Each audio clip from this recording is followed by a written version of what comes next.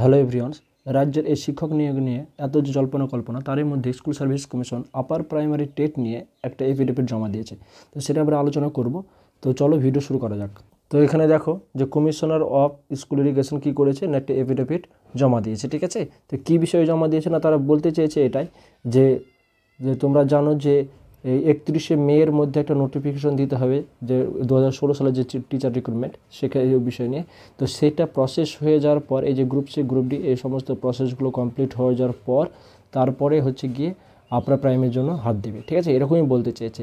এবং সেখানে একটা কনক্লুশন ড্র করেছে তারা, যে এটা বলেছে, দেখো এখানে যেটা বলতে চেয়েছে সেটা হচ্ছে যে 2026 সালের মার্চের মধ্যে যদি টেটের নোটিফিকেশন না বের হয় বা যদি না নেওয়া হয়, তাহলে সেক্ষেত্রে যে পিটিশনার যারা আছে তারা যে কোনো স্টেপ আইনি কোনো পদক্ষেপ তারা নিতে পারে।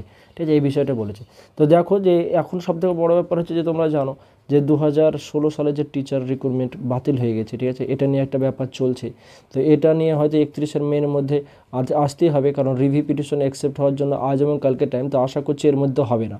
তাহলে সেক্ষেত্রে অবশ্যই 31শে মের মধ্যে একটা নোটিফিকেশান আসবে, এবং এই নোটিফিকেশান যা আসবে সেখানে আমরা বুঝতে পারবো যে কী হতে চলেছে, অর্থাৎ কত রিক্রুটমেন্ট হচ্ছে, যে গ্রুপ সি গ্রুপ ডি 9, 10 এগুলো এবং 11, 12 এটা 2016 সাপেক্ষে থাকছে, নাকি 2016 বাদ দিয়েও গ্রুপ সি গ্রুপ ডি 9, 10, 11, 12 এর টিচার রিক্রুটমেন্ট হবে। তো এর আর কিছুদিন অপেক্ষার মধ্যে আমরা জানতে পারবো সেটা। তবে আপার প্রাইমারি বিষয়, যে আপার প্রাইমারি তাদেরকে টেট নিতেই হবে, এই বিষয়ে ক্লিয়ারেন্স তারা দিয়ে দিয়েছে।